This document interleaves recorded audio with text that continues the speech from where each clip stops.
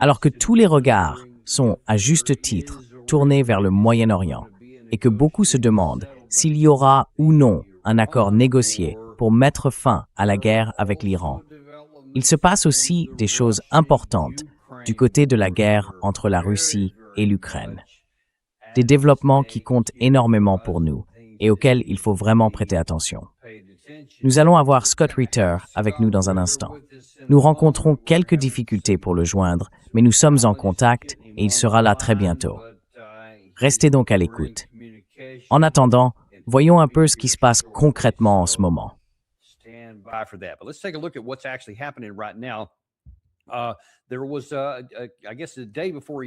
Avant-hier, je crois, on a eu une déclaration du côté russe. Ils ont dit en gros, écoutez, on va frapper certains décideurs, en réaction à des frappes qui ont eu lieu dans l'oblast de Luhansk, où une école a été touchée et plusieurs enfants ont été tués. Les Russes ont donc annoncé qu'ils allaient riposter très durement, viser des décideurs. Et ensuite, on a vu Sergueï Lavrov rencontrer Marco Rubel et le prévenir. Il faut faire sortir les gens de là. Juste avant qu'on commence ici, j'ai vu que Dmitri Medvedev avait publié un message sur Telegram et aussi sur X où il a commenté tout ça. Il a dit « On avait prévenu les gens de partir, mais ils ne sont pas partis. »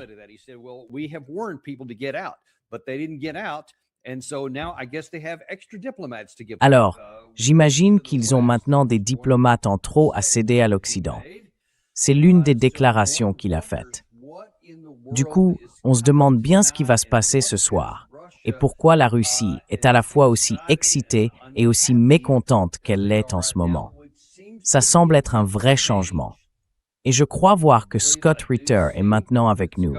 Je suis vraiment ravi de le voir parce que franchement, c'est l'expert qu'on veut entendre. Pour ceux qui ne le connaissent pas, Scott Ritter est un ancien officier du renseignement des marines, ancien inspecteur des Nations Unies pour les armes, et aujourd'hui l'un des analystes militaires les plus recherchés du milieu. Et on comprend pourquoi. Il a toujours toutes les réponses. Alors Scott, bienvenue à nouveau dans l'émission.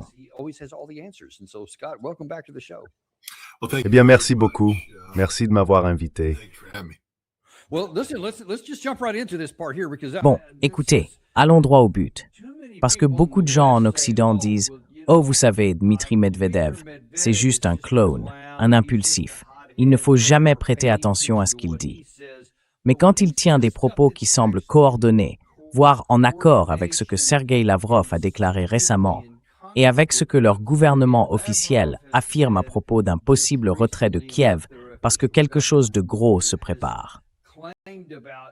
Qu'est-ce que vous en pensez?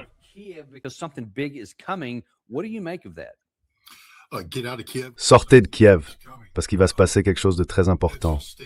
C'est un constat, pas une évaluation. La Russie respecte ses obligations au titre du droit international humanitaire, le droit de la guerre.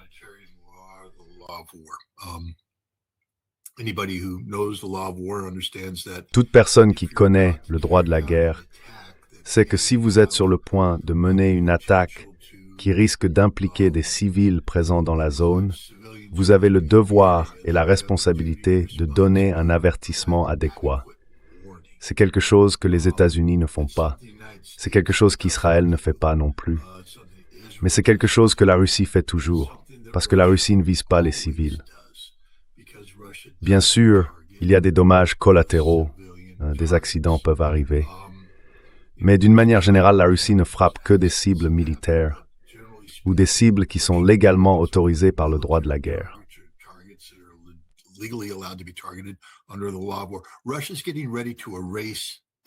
La Russie se prépare à effacer le centre de Kiev. Les gens doivent comprendre ça. Quiconque est déjà allé à Kiev, moi j'y suis allé, a vu ces bâtiments, cette architecture, c'est magnifique. Et tout ça est sur le point d'être effacé, sur le point d'être détruit. C'est un message non seulement à l'Ukraine, mais aussi sur l'inutilité de continuer à résister. C'est un message adressé à l'Europe. En clair, Paris, c'est vous. Berlin, c'est vous. Londres, c'est vous. Si vous voulez jouer à des jeux stupides, voilà le prix que vous allez gagner. Mais pour faire ça, la Russie doit respecter le droit de la guerre. Vous savez, le protocole additionnel numéro 1 des conventions de Genève exige un avertissement préalable adéquat.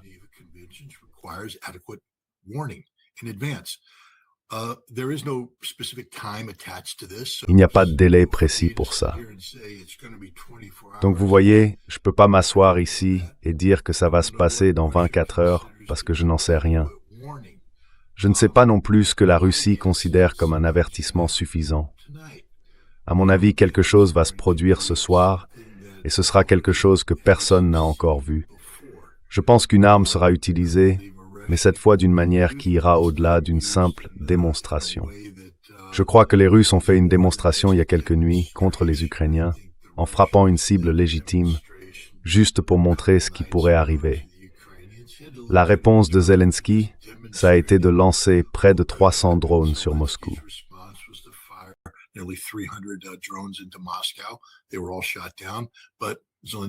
Ils ont tous été abattus, mais Zelensky a dit « On n'a pas fini ». Il se prépare à lancer une grande campagne de drones en juin, avec le soutien des Britanniques. Il pourrait tenter de frapper le Forum économique international de Saint-Pétersbourg, le plus grand forum de ce type au monde, encore plus important que Davos, qui se tiendra la semaine prochaine. La Russie ne peut pas laisser faire ça. Alors, la Russie va rayer Kiev de la carte.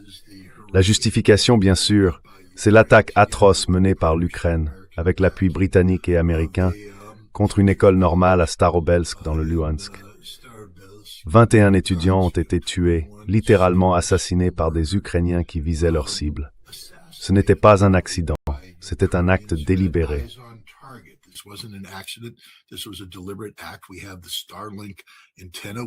Nous avons l'antenne Starlink. Nous savons que les drones FPV-1 tiraient des roquettes qui ne peuvent être lancées que quand on a la cible en visuel et que quelqu'un donne l'ordre de tirer. Donc il y avait un Ukrainien avec un contrôleur du Mi-6 qui observait cette cible en train d'assassiner ces gens endormis. Des étudiants qui se sont réveillés ont essayé de fuir et ont été tués par vagues successives de drones FPV-1 tirant des roquettes air-sol, puis plongeant avec leurs propres bombes pour écraser et compresser les bâtiments effondrés. La Russie, là, c'est la goutte d'eau qui fait déborder le vase. La Russie répète depuis le début qu'elle ne veut pas d'escalade, qu'elle ne cherche pas l'escalade. Elle cherche toujours la voie diplomatique pour en sortir.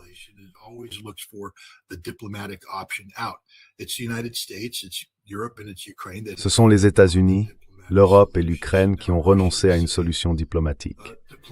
Alors maintenant, la Russie dit que la diplomatie est morte. Littéralement. Il n'y aura pas de retour en arrière. C'est fini. Il n'y aura pas d'accord négocié. La seule issue, c'est la reddition sans condition. Et la Russie va continuer à raser les villes ukrainiennes tout au long de l'été, jusqu'à ce que l'Ukraine cesse d'exister ou se rende sans condition. Et si l'Europe veut s'en mêler, la Russie l'invitera à la fête.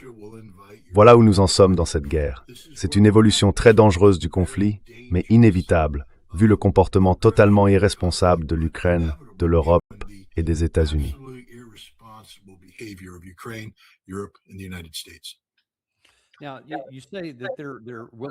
Alors vous dites qu'ils sont prêts à continuer, ou du moins disposés à aller plus loin. Il y a eu plusieurs frappes à Kiev ces dernières nuits, et on en a d'ailleurs montré certaines, des images assez spectaculaires. Ce qui m'a vraiment frappé, c'est que quand ces missiles arrivaient, on ne voyait aucun tir de défense aérienne. Qu'ils les aient manqués ou pas, il n'y en avait tout simplement pas. Seulement des missiles russes qui tombaient. Ce qui laisse penser que même la capitale est désormais pratiquement sans défense, du moins d'après les vidéos qu'on a vues. Mais ce que vous semblez suggérer, ce n'est pas juste une nouvelle attaque de missiles, c'est quelque chose de bien plus important. Quelle est, selon vous, la nature de ce qui se prépare? Bon, d'abord, désolé, je lis votre chat. Je ne devrais pas le lire, mais Ritter est vraiment pénible. Ne lis pas le chat, mec. Moi, je le lis jamais. On dit que Ritter est un agent russe payé. Si c'est le cas, j'attends toujours le fichu chèque, d'accord? Mais non, ce n'est pas vrai. Je paye tout de ma poche. C'est dans les faits, et j'aimerais vraiment que les gens arrêtent avec ce genre de bêtises. Vous pouvez ne pas être d'accord avec moi, pas de problème, c'est tout à fait légitime. Vous pouvez dire que je ne sais pas de quoi je parle, c'est votre droit. Mais me traiter d'agent russe payé, c'est une insulte. J'ai été officier dans le corps des marines des États-Unis, j'ai juré de défendre la Constitution. J'ai été décoré pour avoir défendu mon pays, et je vous le dis franchement, ceux qui disent ça, je vous aurais affronté et détruit. Alors ne jouez pas avec ça. Je suis désolé, je suis un peu dans un état d'esprit combatif en ce moment, parce que je suis vraiment en colère qu'on en soit arrivé là.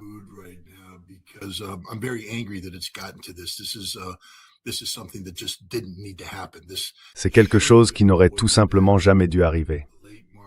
On aurait pu éviter tout ça dès la fin mars, début avril, quand un traité de paix était prêt à être signé entre la Russie et l'Ukraine. Mais ce sont les États-Unis et la Grande-Bretagne qui sont intervenus et ont poussé les Ukrainiens à se retirer.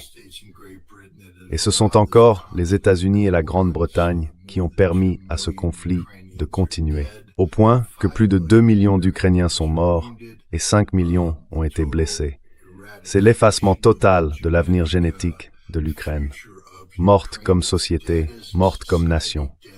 Elle ne survivra pas à ça. Quoi qu'il arrive, l'Ukraine est finie, parce que démographiquement, elle ne peut pas s'en remettre après ce qu'elle a subi.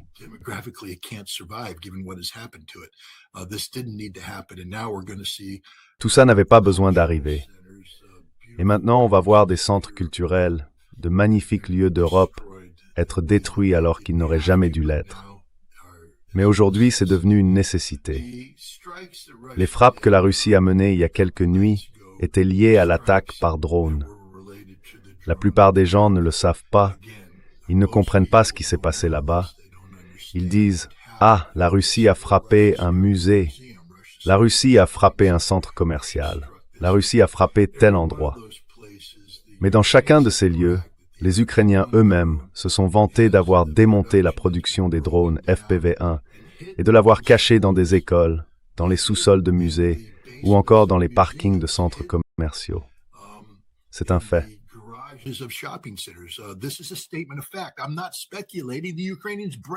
Je ne spécule pas. Les Ukrainiens s'en vantent eux-mêmes. Ils ont même publié des vidéos où on voit des gars dire « Hey, on est dans le gymnase de l'école. On fabrique des drones FPV-1. » Et ensuite, ils s'étonnent quand les Russes frappent. Ils disent « Oh, vous avez touché une école. » Mais non, ce n'est plus une école, c'est devenu de production militaire. Tout ce que vous montrez ici, toutes ces cibles, participaient à la fabrication de drones FPV-1. Les mêmes drones utilisés pour frapper le collège des enseignants de Starobelsk. Et les Russes ont frappé, détruisant ces installations et les centres de commandement. On pense qu'un missile Iskander a été tiré contre un centre de commandement des drones utilisés pour diriger cette attaque. Les Russes ont une très bonne image du renseignement sur ce qui se passe. Ils évitent généralement ce genre de cible parce que visuellement, ce sont des frappes qui ne donnent pas une bonne impression.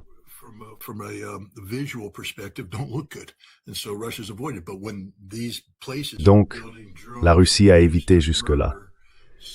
Mais quand ces endroits fabriquent des drones utilisés pour assassiner des enseignants, des professeurs stagiaires, pendant qu'ils dorment dans leur dortoir, alors la Russie n'a plus le choix. Elle a donc frappé. Mais ce ne sont pas des cibles de commandement et de contrôle national. Ce sont des cibles liées à l'opération sur Starobelsk. Ce que la Russie se prépare à faire maintenant, c'est détruire le Parlement, l'administration présidentielle, le ministère de la Défense et les principales infrastructures du gouvernement ukrainien. Ils vont effacer le gouvernement de l'Ukraine, au moins son infrastructure. Bien sûr, les gens seront évacués, ils fuiront. On appelle ça « secouer l'arbre », mes amis. C'est un métier que j'ai pratiqué. On fait exploser ces choses-là, et ensuite ils sont obligés de se relocaliser. Et la Russie dispose d'un bon renseignement.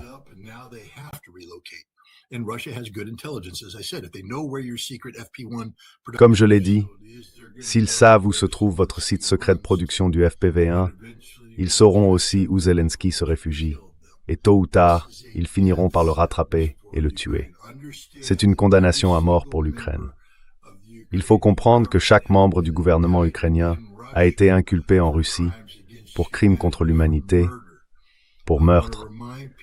Je veux rappeler les meurtres qui ont eu lieu et qui ont été documentés à Kherson, quand les Ukrainiens, à la demande des États-Unis et du Royaume-Uni, ont envahi et occupé une partie de l'oblast de Kherson. Les forces ukrainiennes ont littéralement tué des centaines de Russes âgés qui n'avaient pas pu évacuer.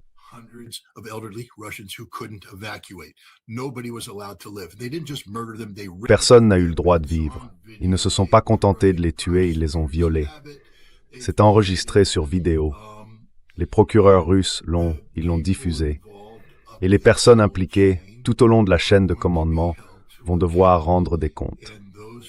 Ces personnes incluent le président de l'Ukraine, le chef des services de renseignement ukrainiens, le ministre de la Défense, le ministre des Affaires étrangères. Tous les responsables du gouvernement ont une condamnation à mort suspendue au-dessus de leur tête. Alors, mesdames et messieurs, préparez-vous à voir quelque chose de très très laid se dérouler au cours de cet été, la mort d'une nation.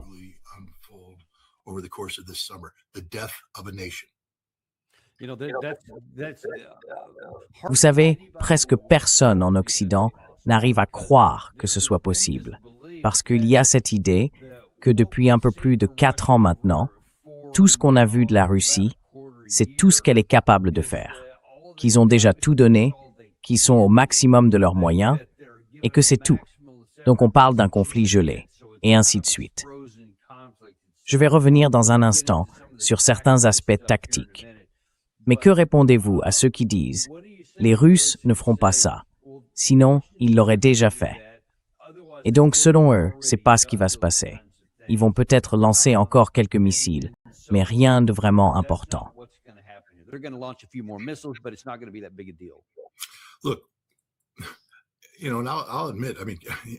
Vous savez, je vais l'admettre.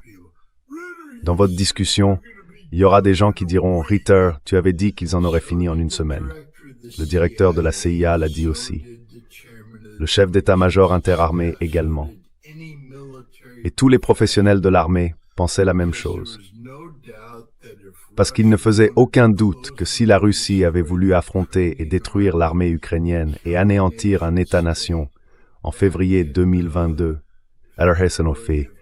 Mais ce n'était pas ce qu'elle est.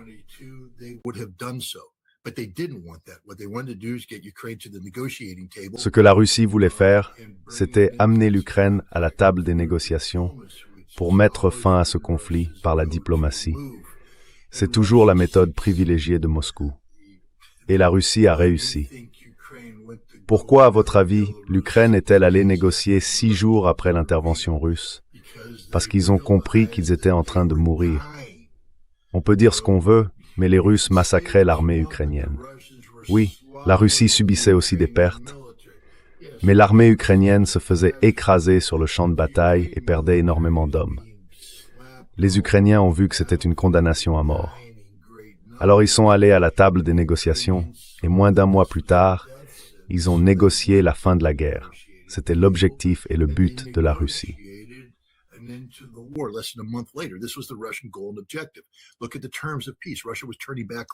Regardez les termes de la paix. La Russie rendait à l'Ukraine tout le territoire qu'elle avait conquis. La Russie ne cherchait pas à prendre le pays. Ceux qui disent ça mentent. Ils mentent, tout simplement. Ils inventent parce que les faits sont très clairs. Mais ensuite, ce qui s'est passé, c'est que les États-Unis et la Grande-Bretagne sont intervenus et ont dit aux Ukrainiens « Vous ne pouvez pas accepter cet accord de paix ». Et la guerre a continué. À partir de là, le conflit est entré dans une nouvelle phase. Une phase à laquelle la Russie, pour être franc, n'était pas prête à faire face. Et c'est là que beaucoup de gens ne comprennent pas. Ce n'est pas une guerre qui s'est jouée sur le champ de bataille jusqu'à présent. C'est une guerre qui s'est menée dans les coulisses des banques, sur les marchés. C'est une guerre économique.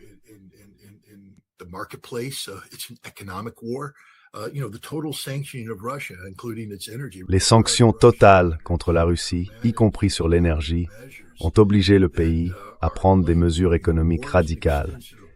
Et tout ça est lié. Vous savez, la guerre, c'est une extension de la politique par d'autres moyens. et la politique, c'est une extension de l'économie. Donc ce que faisait Vladimir Poutine, c'était gérer une situation extrêmement complexe, où il devait trouver un équilibre entre les besoins du champ de bataille, la réalité économique et la position diplomatique de la Russie à l'étranger. La Russie ne pouvait pas frapper trop fort à ce moment-là, sinon elle risquait de perdre le soutien de la Chine, qui au départ n'était pas vraiment engagée. Elle aurait pu perdre le soutien de tout le monde. Mais ce que la Russie a fait, c'est stabiliser son économie, puis développer des liens diplomatiques efficaces à l'étranger, en construisant une réponse multipolaire à l'hégémonie américaine.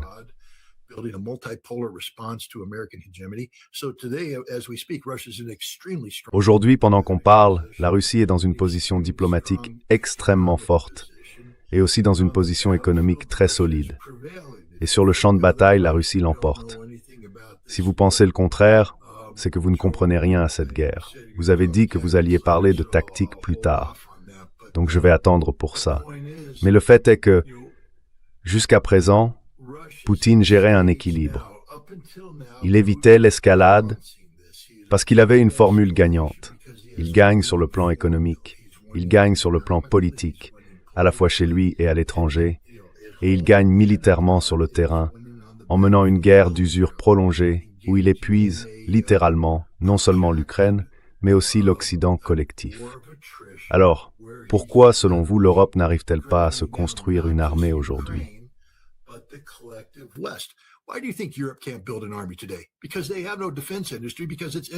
Parce qu'ils n'ont pas d'industrie de défense, parce qu'elle est vide. Pourquoi l'Amérique ne peut-elle pas les approvisionner? Parce qu'on a déjà tout fourni, tout ce que les Russes ont détruit. Et ensuite, on s'est lancé à toute vitesse dans la guerre contre l'Iran, en puisant dans nos réserves. Mais le fait est que l'Occident n'a plus rien. Littéralement rien. La situation actuelle, c'est que la Russie peut faire monter la pression de manière contrôlée, sans craindre une intervention du camp occidental, une intervention qui autrefois aurait pu lui poser de vraies difficultés économiques et politiques. C'est la guerre, une guerre à large spectre. Ce n'est pas seulement le champ de bataille. La Russie a toujours su gérer le champ de bataille. Le problème, c'est que ce champ de bataille est lié à des décisions économiques et politiques.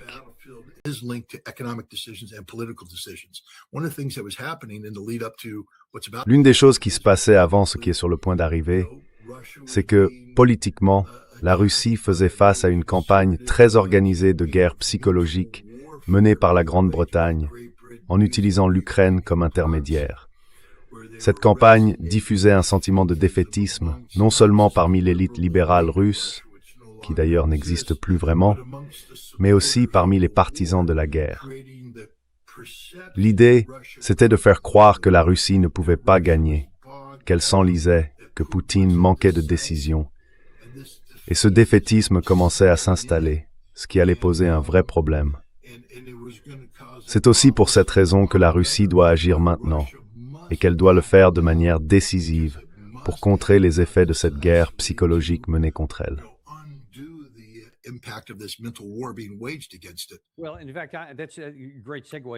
En fait, c'est une très bonne transition, parce que j'aimerais avoir votre avis sur quelque chose qu'on a vu dans la presse russe.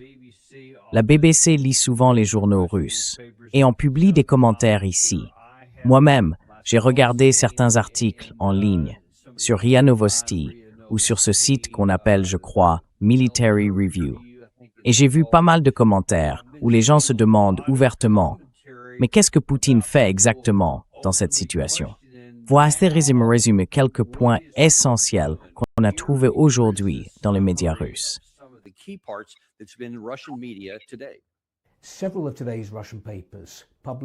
Plusieurs journaux russes d'aujourd'hui publient la déclaration d'hier du ministère russe des Affaires étrangères. On la retrouve notamment dans le journal officiel du gouvernement, la Rossiyskaya Gazeta. Elle annonce l'intention de Moscou de lancer ce qu'elle appelle des frappes cohérentes et systématiques contre les entreprises de l'industrie de défense ukrainienne à Kiev, y compris des sites précis consacrés à la conception, la production et la programmation de drones, ainsi qu'à leur préparation à l'emploi. Le texte ajoute que ces frappes viseront aussi des centres de décision et des postes de commandement. Mais alors que la Russie menace de frapper à nouveau Kiev, un débat s'installe clairement à l'intérieur du pays sur la suite de la guerre et la direction qu'elle pourrait prendre.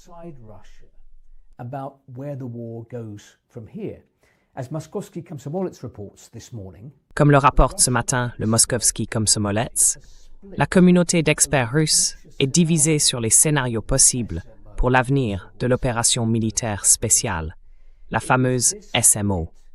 C'est cette division qui a dominé les discussions lors de l'assemblée du week-end dernier du Conseil pour la politique étrangère et de défense.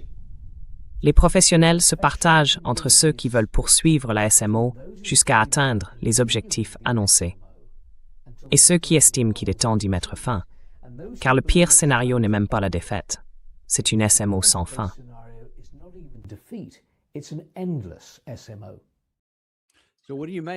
Alors, qu'est-ce que vous en pensez? Et là, ce n'est pas la Grande-Bretagne qui avance quelque chose, c'est en fait dans les médias russes. Que pensez-vous de cette supposée division au sein de l'élite russe? Bon, encore une fois, laissez-moi juste revenir un instant en arrière. Monsieur Rosenberg travaille pour la BBC, et on sait bien qu'on ne travaille pas pour la BBC sans avoir été approuvé par le MI5. C'est un fait, les Britanniques l'ont reconnu à plusieurs reprises. C'est un agent du gouvernement britannique. Et pas seulement ça. Le MI5, c'est le service de sécurité intérieure. Lui, c'est un agent du MI6. Le MI6 contrôle la presse britannique. Rosenberg a passé la majeure partie de l'année dernière à frapper fort et à créer... J'ai parlé de guerre mentale, et c'en est un exemple clair. La guerre mentale menée contre la Russie a provoqué cette division parmi les experts, division que les médias russes ont reprise. Et il existe des moyens pour que les Britanniques orientent tout ça dans les médias. Rosenberg est un expert dans ce domaine.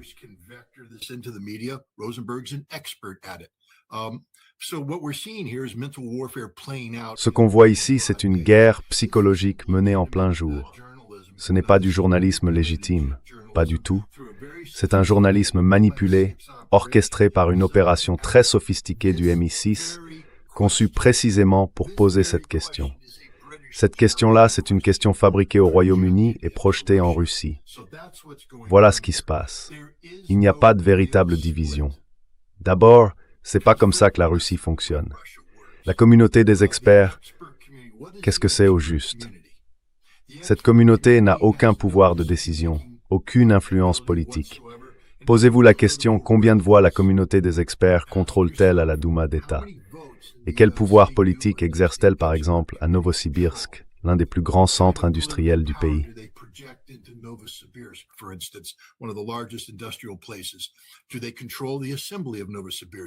Est-ce qu'ils contrôlent l'Assemblée de Novosibirsk? Est-ce qu'ils peuvent influencer les politiques publiques? Quel est leur rôle dans la prise de décision? La réponse, c'est 0,0000, rien du tout, sur toute la ligne. Donc on parle littéralement de gens qui ne comptent pas, qui n'ont aucun impact. Ils ont un rôle consultatif, c'est tout. Mais Poutine, lui, comprend parfaitement ce qui se passe en ce moment. Croyez-moi, le SVR sait très bien ce qu'est la guerre psychologique, et le FSB aussi. Ils comprennent très bien ce qui est en train de se jouer ici. Ce débat, c'est une construction britannique lancée à l'intérieur de la société russe pour y semer des prophètes de malheur. Mais le seul vote qui compte, c'est celui de la direction russe. Ce que vous lisez dans les journaux n'a aucune importance. C'est pour ça que Rosenberg fait tout ça.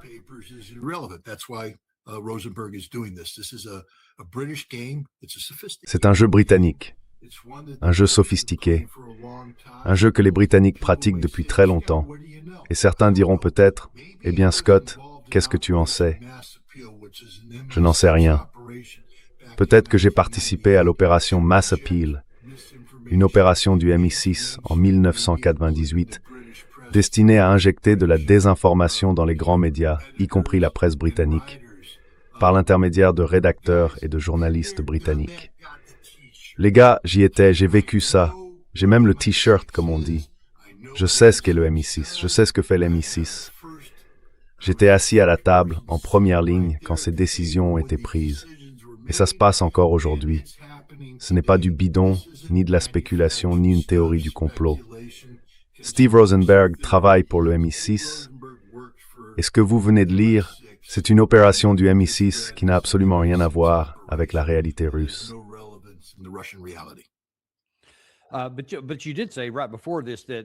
Mais vous avez dit juste avant que l'une des raisons pour lesquelles Poutine agit maintenant, c'est qu'il y a un certain mécontentement qui monte.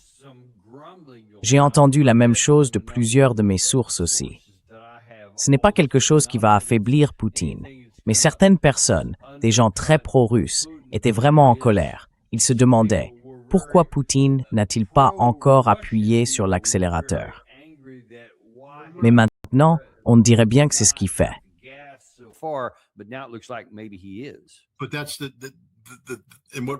Mais c'est justement ce que Rosenberg ne comprend pas. Parce que tout ça vient d'un scénario écrit par le MI6. Il parle de gens qui, selon lui, n'ont pas de poids. Pourtant, il y a bien des gens qui posent problème. Je voudrais simplement rappeler à tout le monde ce qui s'est passé en juin 2023, quand Evgeny Prigojine a mobilisé 7000 combattants de Wagner et a marché sur Moscou. Tout ça, c'était à la demande des Britanniques. Les Britanniques lui avaient dit qu'ils avaient des hommes d'affaires à Moscou prêts à se soulever, qu'ils allaient créer un Maïdan moscovite. Wagner entrerait, prendrait la place, le peuple se lèverait et exigerait la démission de Shoigu et de Gerasimov pour ensuite mettre Poutine sous leur contrôle. C'était une opération britannique. Elle a échoué, mais elle a bien eu lieu. Alors quand certains disent « Non, ça ne pourrait pas arriver aujourd'hui », les amis, ça s'est produit il y a 3 ans.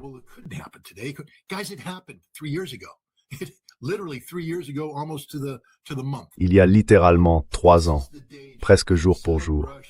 Voilà le danger. En Russie, qui se soucie vraiment de ses conseillers civils, il y a tout un groupe de vétérans de guerre, des anciens de Wagner, des parachutistes, des gens qui ont combattu dans ce conflit, qui ont perdu des proches dans ce conflit, et qui disent « il faut qu'on gagne cette fichue guerre ». Et ils sont frustrés parce qu'ils ont l'impression de perdre la guerre psychologique. Encore une fois, cette attaque contre l'école, c'était un acte délibéré mené par les Britanniques. Parce que si Poutine n'avait pas réagi, ça aurait eu un écho très fort. Et on pourrait très bien voir une répétition de ce qui s'est passé en juin 2023 se reproduire en juin 2026. Et pour ceux qui disent « mais de quoi tu parles ?» Eh bien, c'est déjà arrivé, les gars. C'est déjà arrivé. Alors faire comme si ça ne pouvait pas se reproduire, c'est absurde.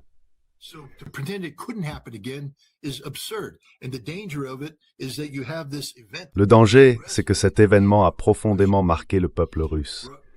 Poutine n'a pas le choix. Il doit agir maintenant. Sinon, il alimente le récit que les Britanniques essayent d'imposer dans l'esprit des Russes. Pas ces gens qu'on cite dans les journaux. Eux n'ont aucune importance. Ce ne sont pas eux qui vont marcher sur Moscou ou se rassembler sur la place. Ce qui compte, c'est l'opinion des nationalistes de droite. Ceux qui veulent absolument que cette guerre soit gagnée. Et ils exigent qu'elle le soit.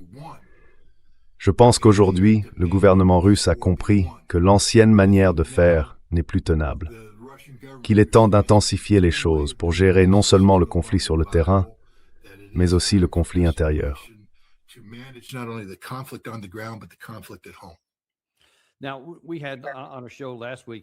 La semaine dernière, dans notre émission, on a reçu plusieurs invités. L'un d'eux, c'était Alastair Crooke, qui s'inquiète beaucoup d'une possible escalade de la guerre, non seulement en Ukraine, mais aussi au-delà de ses frontières. Il a parlé de son ancien collègue, Karaganov, et de certaines de ses déclarations. Slatkov, lui, a tenu des propos sur le lancement de missiles militaires conventionnels vers l'Europe de l'Ouest, etc. Il a d'ailleurs dit ça dans l'émission de Glenn Dizen. Et justement, Glenn Dizen, tout récemment, a exprimé sa frustration vis-à-vis de l'OTAN et de certaines de ses actions menées contre la Russie.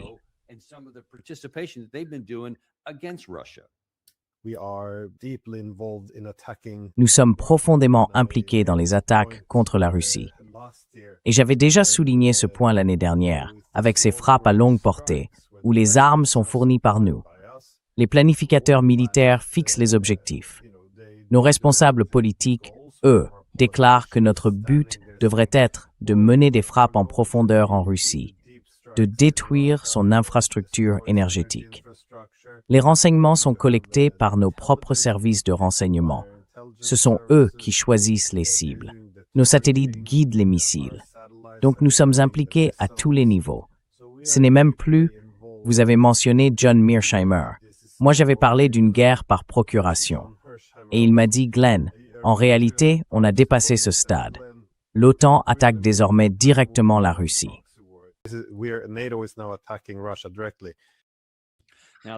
Évidemment, ce ne sont pas les seuls à penser ça. Est-ce que c'est aussi en partie ce qui pousse Poutine vers ce qui pourrait se passer plus tard ce soir?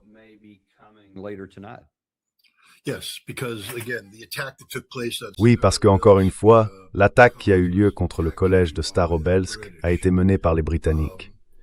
Vous savez, les Ukrainiens servent de relais, mais ce sont bien des drones qu'ils utilisent. FP, Firepoint, c'est une entreprise dont on peut facilement chercher le nom sur Internet. Elle est dirigée par une escroc, une femme sans aucune expérience dans ce domaine. C'est une société écran qui permet aux Britanniques de prétendre que les Ukrainiens fabriquent leurs propres drones. Mais ce n'est pas vrai. Tout ça est géré par les Britanniques, et ainsi de suite. Le Royaume-Uni fait partie de l'OTAN. Et on voit par exemple les Allemands dire « Nous nous préparons à la guerre contre la Russie ».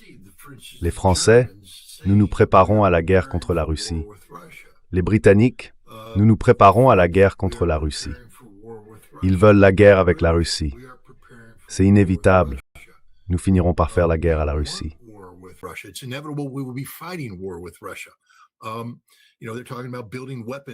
Vous savez, ils parlent de construire des armes de frappe à longue portée pour frapper la Russie. Mais enfin, combien de temps la Russie est censée rester là à se dire « bon sang », ils le disent et ils le font. Je veux dire, le FPV Flamingo, c'est une arme fabriquée au Royaume-Uni qui est lancée depuis le territoire ukrainien vers la profondeur stratégique de la Russie. Les Britanniques lancent leurs armes depuis l'Ukraine vers la profondeur stratégique russe. C'est intenable. L'OTAN est en guerre avec la Russie.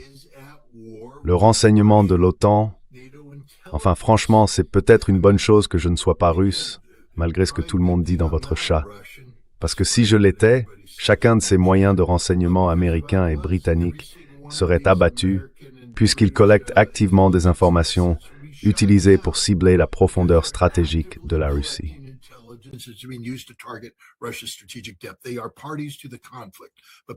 Ce sont des parties prenantes du conflit. Mais Poutine, lui, a délibérément évité toute escalade. Au fond, maintenant qu'on entre dans une phase d'effacement de l'Ukraine, l'étape suivante, c'est d'éliminer les pays qui facilitent les frappes de drones ukrainiens. La première étape, c'est de neutraliser le corridor baltique. En ce moment, l'Ukraine tire ou lance des drones qui passent par la Pologne, traversent le corridor baltique et frappent dans les environs de Saint-Pétersbourg. Ce corridor va être fermé. En ce moment même, il y a une grande réunion des membres de l'Union européenne et de l'OTAN dans les pays baltes pour discuter précisément de cette question. Ils parlent de les soutenir, mais je pense aussi qu'ils cherchent à faire en sorte que les Ukrainiens arrêtent parce qu'ils comprennent qu'une ligne rouge a été franchie.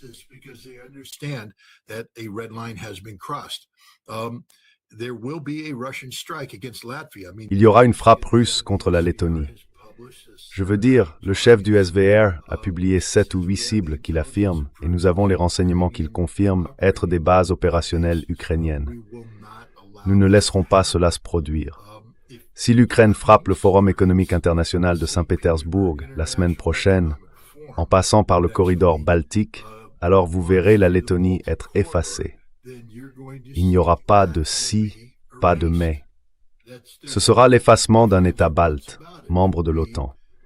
Et l'OTAN ne pourra strictement rien y faire. Parce que, malgré tout leur discours sur la construction de ceci ou de cela, la raison pour laquelle ils en parlent, c'est qu'ils n'ont rien. L'OTAN n'a rien aujourd'hui. Zéro. Zéro capacité à agir. En plus, leurs discours ne sont que de la rhétorique vide, parce qu'ils n'ont plus la base industrielle nécessaire pour se renforcer à cause des sanctions et de tout le reste.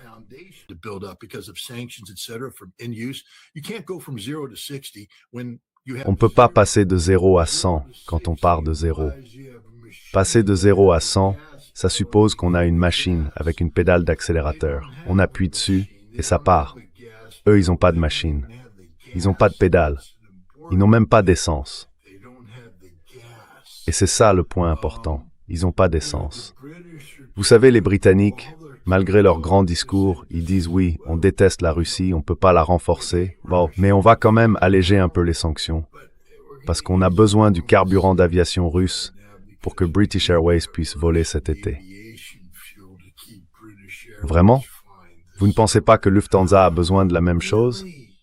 Vous ne pensez pas qu'Air France a besoin de la même chose? En ce moment, ils sont tous en train de souffrir économiquement à cause de la pénurie d'énergie qu'ils ont eux-mêmes provoquée. Et ils ont besoin de l'énergie russe.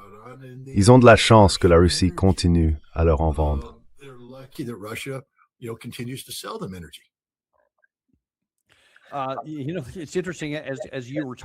Tu sais, c'est marrant. Pendant que tu parlais, je viens juste de recevoir un mail d'Anatole Lieven. Il vient de publier un article dans Responsible Statecraft.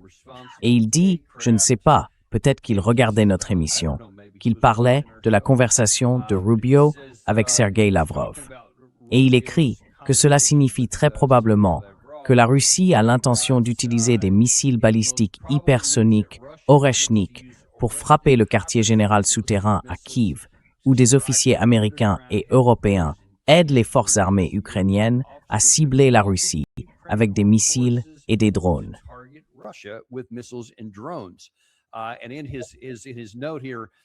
Et dans sa note, il dit que le gouvernement américain doit prendre ça très au sérieux et le faire de toute urgence.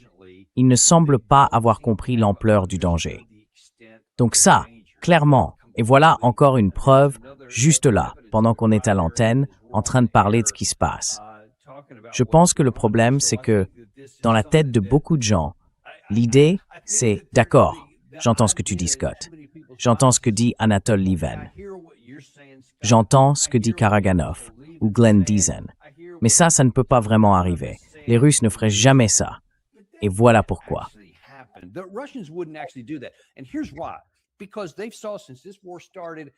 Parce qu'ils ont vu, depuis le début de cette guerre, qu'à chaque fois qu'il y avait soi-disant une ligne rouge pour les Russes, d'abord l'artillerie, puis les chars, ensuite les missiles longue portée, et maintenant les F-16. À chaque fois, la Russie n'a pas élargi le conflit. Du coup, beaucoup en sont venus à penser qu'il n'y a plus de ligne rouge, qu'on peut littéralement faire tout ce qu'on veut. Aujourd'hui, on utilise même l'espace aérien de l'OTAN pour soutenir les opérations là-bas, et ainsi de suite. Apparemment, Kaliningrad, serait menacé par certains à l'ouest, même en ce moment. Donc il semble qu'on ait perdu la crainte de ce que la Russie pourrait faire. Et j'ai l'impression qu'à Moscou, ils en sont bien conscients.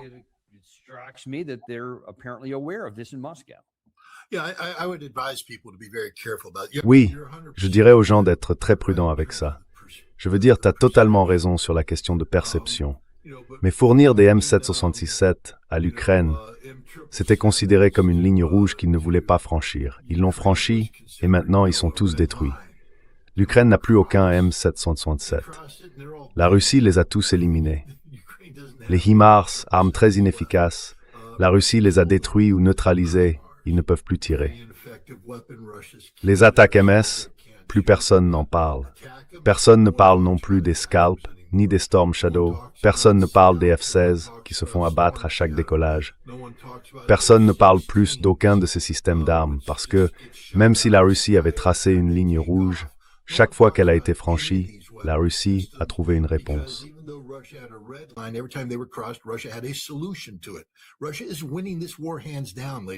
La Russie est en train de gagner cette guerre haut la main. Mesdames et messieurs, c'est une guerre très dure, vraiment difficile. L'aspect des drones, c'est incroyable. Les gens vont jusqu'à Prokhorovka. Vous pouvez aller voir ce qui s'y passe. Imaginez un champ de bataille moderne. D'habitude, on pense, vous savez, Enfin, je veux dire, vous et moi, on a connu une guerre où, quand on parle d'une compagnie en ligne, on a 170 gars, 136 gars déployés en formation de peloton, les sections qui avancent. Là, ils ne se battent pas comme ça. Ils avancent par 2, parfois 3, 6 au maximum, en infiltration, avec la couverture des drones et de l'artillerie. Vous creusez une position avec 15 hommes, mais voilà que 2 types arrivent. 2 contre 15, et les 15 ne peuvent même pas sortir du bunker parce qu'ils se font pilonner par les drones.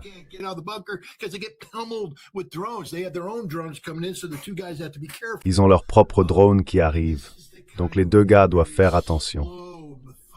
Et c'est ce genre de guerre, une guerre très lente, très méthodique que la Russie est en train de gagner. Ils les épuisent. Vous savez, ils tuent littéralement des milliers d'Ukrainiens chaque jour, mesdames et messieurs. Pas des milliers de Russes. Croyez-moi, des milliers d'Ukrainiens sont massacrés chaque jour. La bataille de Pokrovsk leur a coûté entre 60 et 80 000 morts. Ils sont sur le point d'en perdre 100 000 dans les batailles de Sloviansk et Kramatorsk. C'est du concret. C'est un massacre qui est en train de se produire et l'Occident a fermé les yeux. Mais chaque ligne rouge a été gérée efficacement par la Russie sur le champ de bataille et c'est pour ça qu'ils gagnent.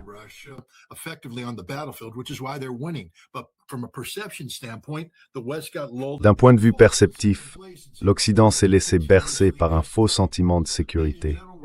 On pense pouvoir continuer à monter les enchères sans fin.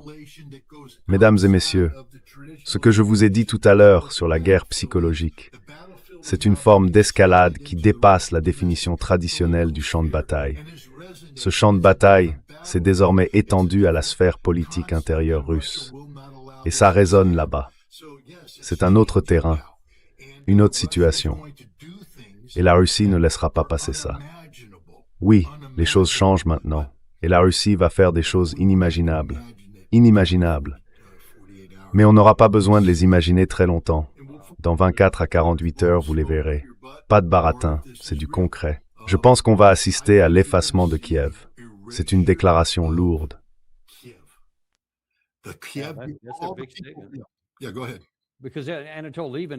Oui, allez-y. Parce que Anatole Lieven, lui, c'est quelqu'un qui a toujours été plutôt, je ne dirais pas passif, mais disons qu'il a tendance à dire que la situation n'est pas si grave, et il reste assez calme sur tout ça.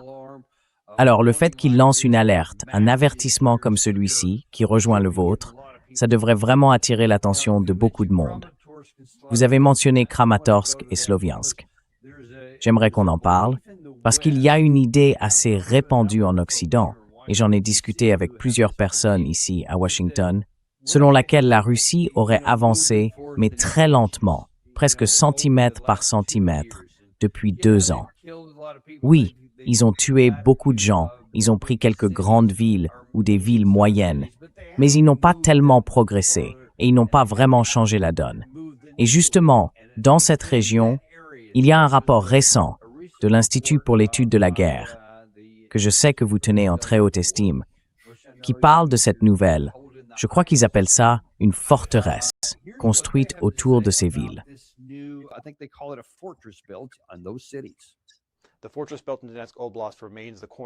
La forteresse construite dans l'oblast de Donetsk reste la pierre angulaire de la défense de l'Ukraine, ce qui en fait l'objectif opérationnel principal de Poutine. La ceinture de forteresses ukrainiennes regroupe 4 grandes villes de l'oblast de Donetsk, ainsi que leurs localités satellites, qui s'étendent du nord au sud le long de la route H20, entre Konstantinivka et Sloviansk. Cette ceinture s'étire sur environ 50 km, soit un peu plus de 30 000. Avant l'invasion, elle comptait plus de 380 000 habitants, et plus de 100 000 personnes y vivent encore aujourd'hui. Depuis 11 ans, l'Ukraine y consacre du temps, de l'argent, des efforts et des ressources pour renforcer cette ligne, en installant d'importantes infrastructures défensives dans et autour de ces villes. La densité urbaine de cette ceinture fortifiée et de ces villes satellites donne à l'Ukraine un avantage considérable. La Russie a déjà payé un prix très lourd lors de la bataille de Bakhmout et de la campagne pour Kramatorsk. Mais ces pertes paraîtront faibles comparée à celle qu'il lui faudrait subir pour s'emparer de la ceinture fortifiée.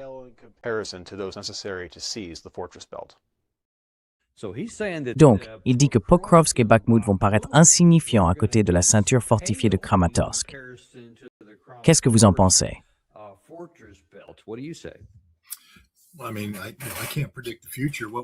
Je veux dire, je ne peux pas prédire l'avenir.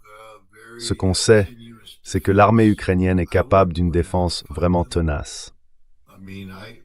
Franchement, je n'aimerais pas avoir à me battre contre eux.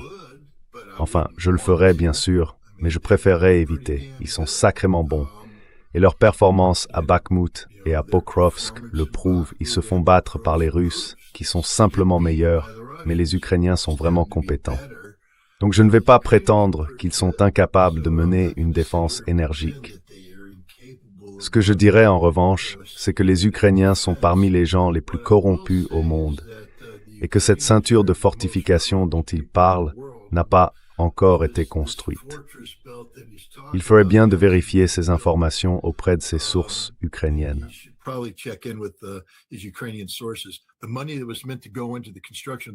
L'argent qui devait servir à construire la ceinture de fortification a en réalité fini dans les poches de politiciens ukrainiens corrompus. Et cette ceinture de fortification, elle n'existe tout simplement pas. On le sait parce que parmi les 3 villes qu'il a mentionnées, celle du bas, Kostiantynivka, les Russes y sont déjà, ils s'y infiltrent. Plus au nord, à Sloviansk, les Russes ont déjà mené des opérations d'infiltration. Ils sont profondément engagés à l'intérieur des lignes ukrainiennes. Les Ukrainiens n'ont plus de réserve parce qu'ils ont tout engagé pour obtenir, vous savez, des gros titres favorables à Pokrovsk et à Kupiansk. À mon avis, cette ceinture de fortification va s'effondrer très vite. Et quand on en arrivera aux zones urbaines, malheureusement, les Ukrainiens ne respectent pas leurs propres civils. Et ils sacrifieront 100 000 hommes pour tenir des immeubles d'habitation.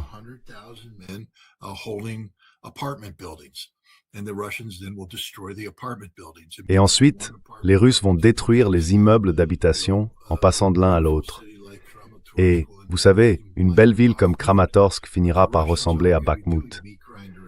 Mais les Russes ne vont pas refaire des assauts suicidaires. Ils ont beaucoup appris à Bakhmut sur la manière de mener un combat urbain.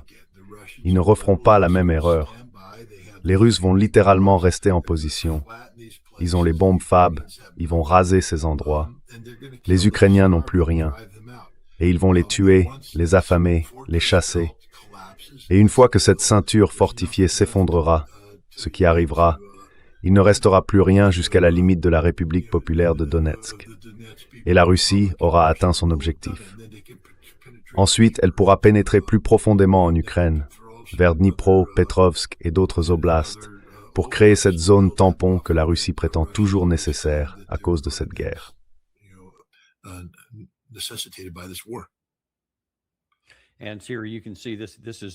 Et là, vous pouvez voir, c'est là qu'ils se trouvent en ce moment.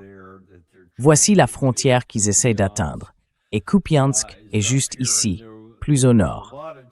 Il fut un temps où Kupiansk avait été presque entièrement repris par les Ukrainiens.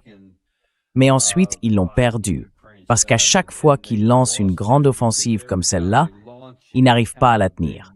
Du coup, ils finissent par la reperdre, et par perdre des gens aussi.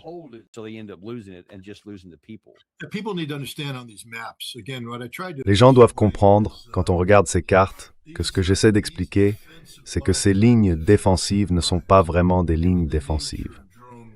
Avec la guerre des drones, on ne peut tout simplement plus placer des troupes et creuser des positions fixes.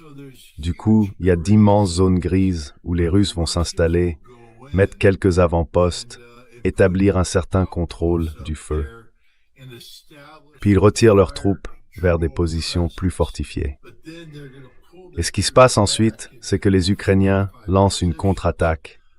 Ils avancent dans cette zone grise et ça donne l'impression qu'ils ont accompli quelque chose, qu'ils ont repris du territoire russe.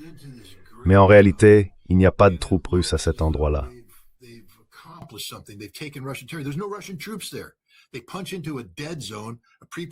Ils foncent droit dans une zone morte, un piège de feu préparé à l'avance, et ils y passent tous. C'est pour ça que l'Ukraine a perdu 60 000 hommes en essayant, vous savez, de défendre Pokrovsk et de contre-attaquer à Pokrovsk. Et ils ont perdu des dizaines de milliers d'autres à Kupiansk. Ne regardez pas les cartes. Si vous regardez les cartes et que vous raisonnez avec une logique militaire traditionnelle sur la structure des forces, vous n'y comprenez rien. Et malheureusement, la plupart des gens ne peuvent pas aller sur le front pour vérifier par eux-mêmes. Ils doivent compter sur d'autres pour le faire à leur place. Mais la réalité du champ de bataille est tout autre. Et malheureusement, colonel, j'ai des entrepreneurs qui arrivent chez moi, alors je dois vous laisser. D'accord? Très bien. Eh bien, merci d'être venu. On avait préparé une belle émission pour vous aujourd'hui et on vous remercie vraiment d'avoir accepté l'invitation. Merci beaucoup. La prochaine fois, j'espère que vous passerez toute l'émission avec nous. Pas de souci du tout. On est reconnaissant pour tout ce qu'on peut obtenir. Maintenant, il y a 2 ou 3 autres choses que je veux souligner ici. Parce que tout ça mis à part, tout ce qu'on vous a montré jusqu'à présent, c'est ce qui existe et c'est l'état d'esprit jusqu'à maintenant. David Petraeus a été interviewé ici il y a quelques jours et il a beaucoup parlé de la guerre entre les États-Unis et l'Iran. Mais il a aussi dit des choses intéressantes sur la guerre en Russie. Selon lui, après tout ce temps, 4 ans et demi, tout ce qu'il a vu jusqu'ici lui donne encore de l'optimisme pour l'Ukraine.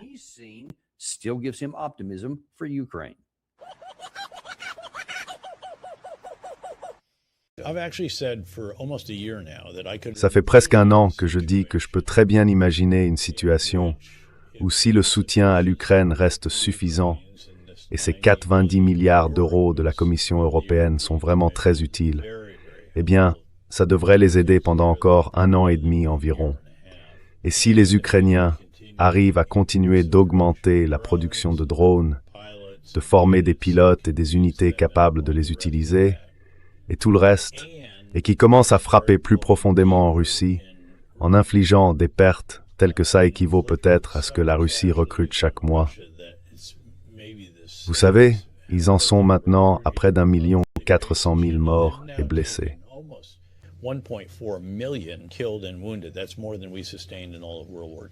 C'est plus que ce que nous avons subi pendant toute la Seconde Guerre mondiale. Et tout à coup, le mois dernier, les Ukrainiens ont repris plus de territoire que les Russes ne leur en avaient pris.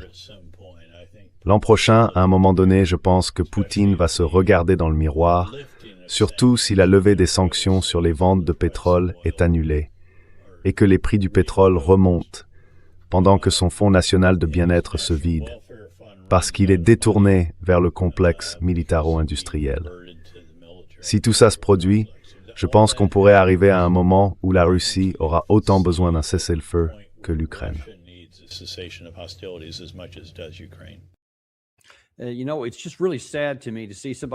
Vous savez, je trouve ça vraiment triste de voir quelqu'un comme David Petraeus, avec une telle réputation, continuer à être autant admiré ici aux États-Unis. On le met en avant dans de grandes émissions sur les principales chaînes, et pourtant presque personne ne s'est autant trompé que lui. Si on remonte jusqu'à l'Afghanistan, on sait ce qui s'est passé pendant son mandat à la tête de la CIA. Et dans cette guerre-ci, au début, c'était tout simplement catastrophique. Et regardez, dans notre émission, on reçoit des gens comme Glenn Diesen, Alastair Crooke, Anatole Lieven, ou encore le site Responsible Statecraft que je viens de vous montrer. Il y a beaucoup de voix, de notre côté, du côté occidental, du côté de l'OTAN, qui tirent la sonnette d'alarme.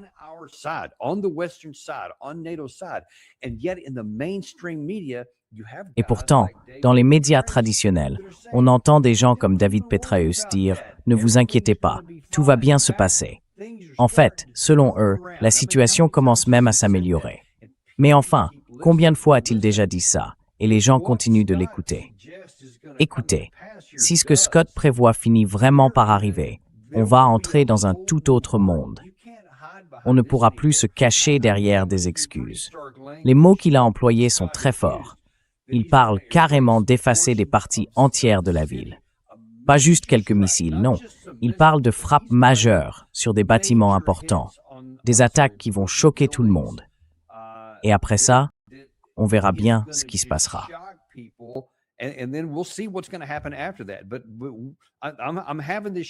Aujourd'hui, j'anime cette émission et j'ai demandé à Scott de venir. On a aussi invité Alastair Crooke et d'autres personnes qu'on recevra bientôt. On va continuer à suivre tout ça de près, parce que, je vous le dis, les choses pourraient changer radicalement d'ici peu, d'une manière qui va en surprendre beaucoup en Occident. Mais il ne devrait pas être surpris, parce que les signes sont déjà là. On va continuer à vous en parler. On vous remercie vraiment pour votre soutien, et on a hâte de vous retrouver dans le prochain épisode de Daniel Davis Deep Dive. Vous savez qu'on n'a pas de sponsor, parce qu'on déteste vous bombarder de pubs. Moi, je n'aime pas ça. Alors, montrez-nous un peu de soutien. Abonnez-vous, mettez un j'aime et partagez cette émission avec quelqu'un qui compte pour vous. And send this to somebody you care about.